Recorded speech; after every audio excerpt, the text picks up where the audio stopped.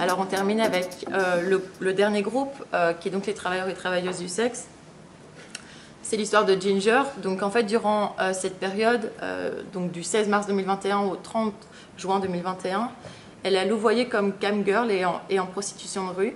Elle a travaillé de manière clandestine en rue pour assurer à minima le loyer, mais elle a dû arrêter de payer ses autres factures. Ginger est seule, elle ne parle pas français et sa famille n'est pas au courant de son activité en Belgique. Elle a un fils resté au pays qui est élevé par sa maman. D'habitude, elle envoie de l'argent, mais là, elle doit se résigner à ne plus le faire. En juillet, le déconfinement arrive pour le secteur des métiers du sexe et elle peut reprendre son activité en rue de façon plus régulière. Mais avec le couvre-feu, il n'y a plus de travailleurs et travailleuses du sexe en rue et la concurrence est rude.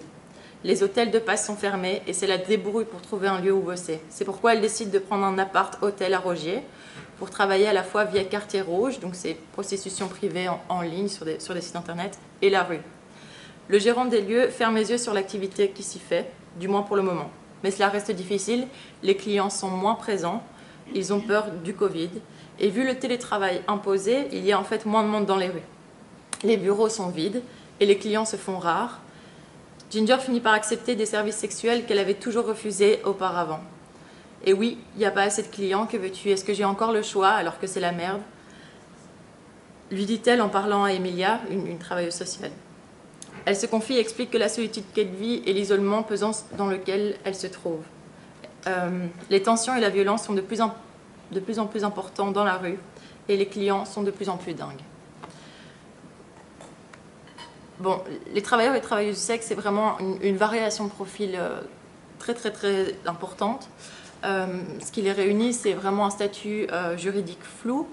Je ne sais pas si vous avez suivi, mais ça semble se régler un peu politiquement pour l'instant, après des décennies de lutte. Mais globalement, comme c'est pas un statut de travail reconnu légalement, en fait, c'est du travail au noir, c'est du travail irrégulier.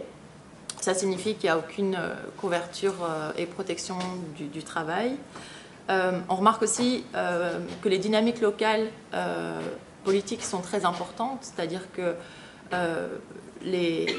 finalement les orientations des bourgmestres vont aussi définir soit le fait d'accepter finalement que du travail se fait, comme à côté de la gare du Nord, soit de complètement le condamner. Donc c'est assez variable en fait en fonction des communes à Bruxelles.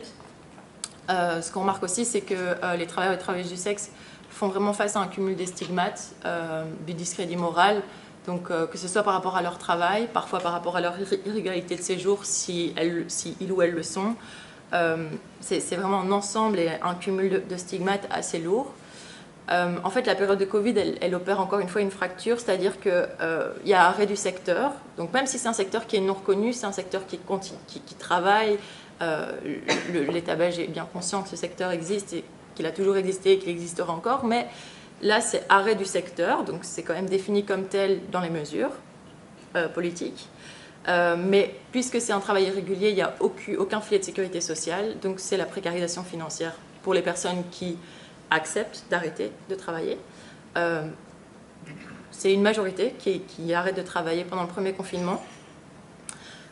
Mais petit à petit, au fil de l'année 2020, il y en a quand même de plus en plus qui reprennent, notamment parce que la précarisation économique est trop rude.